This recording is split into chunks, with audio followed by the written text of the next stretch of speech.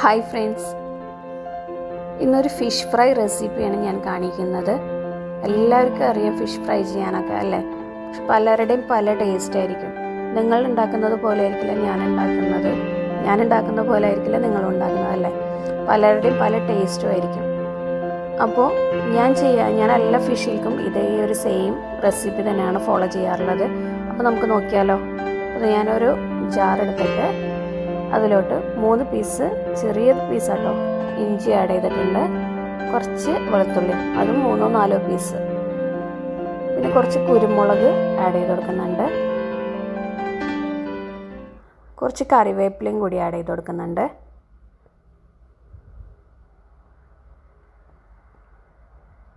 പിന്നെ ആവശ്യത്തിന് എരിവിനനുസരിച്ചിട്ടുള്ള മുളക് പൊടി നിങ്ങൾക്ക് ആഡ് ചെയ്ത് കൊടുക്കാം കേട്ടോ. കുറച്ച് മഞ്ഞൾപ്പൊടി ആഡ് ചെയ്ത് കൊടുത്തിട്ടുണ്ട്.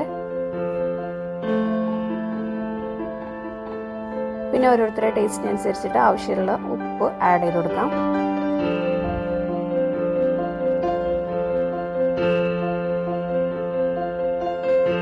പിന്നെ കുറച്ച് വിനീഗർ ആഡ് ചെയ്ത് കൊടുക്കുന്നുണ്ട്.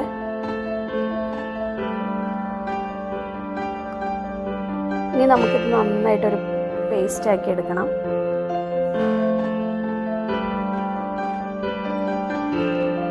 ഇത് ഞാനിവിടെ നന്നായിട്ട് പേസ്റ്റ് ആക്കി എടുത്തിട്ടുണ്ട്. ഇനി നമുക്കത് ഫിഷിലോട്ട് തേച്ചെടുപ്പിച്ച് കൊടുക്കാം.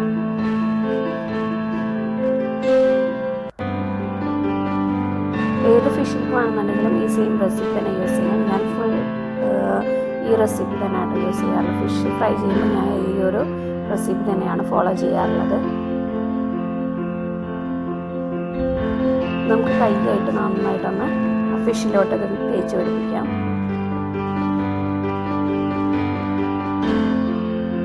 കുറച്ച് ടൈം ഒന്ന് റെസ്റ്റ് ചെയ്യാൻ വെക്കാം. പിന്നെ ഈ ഫിഷ് ഫ്രൈ ചെയ്യുമ്പോൾ, ഏത് ഫിഷായാലും ഫ്രൈ ചെയ്യുമ്പോൾ നമ്മുടെ നാടൻ വെളിച്ചെണ്ണയിൽ ചെയ്യുന്നതായിരിക്കും അതിൻ്റെ ടേസ്റ്റ്. ഓയിൽ ചെയ്യുമ്പോൾ അത്ര കണ്ട് ടേസ്റ്റ് കിട്ടില്ല. അപ്പോൾ ഇത് ഞാൻ വെളിച്ചെണ്ണ ഒഴിച്ചു കൊടുക്കുന്നുണ്ട്. കുറച്ച് കറിവേപ്പില ആഡ് ചെയ്ത് കൊടുക്കുന്നുണ്ട്. ഇനി നമുക്ക് ഓരോ ഫിഷായിട്ട് അതിലോട്ട് ഇട്ട് കൊടുക്കാം.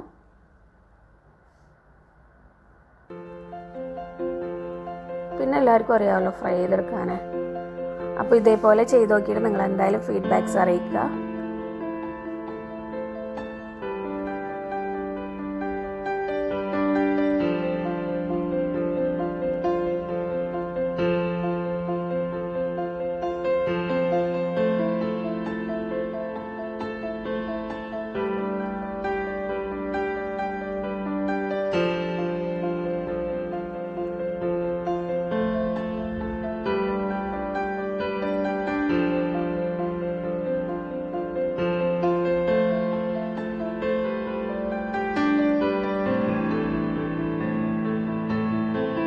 അപ്പോൾ ഇത് നമ്മുടെ ഫിഷ് ഫ്രൈ ഇവിടെ റെഡി ആയിട്ടുണ്ട്.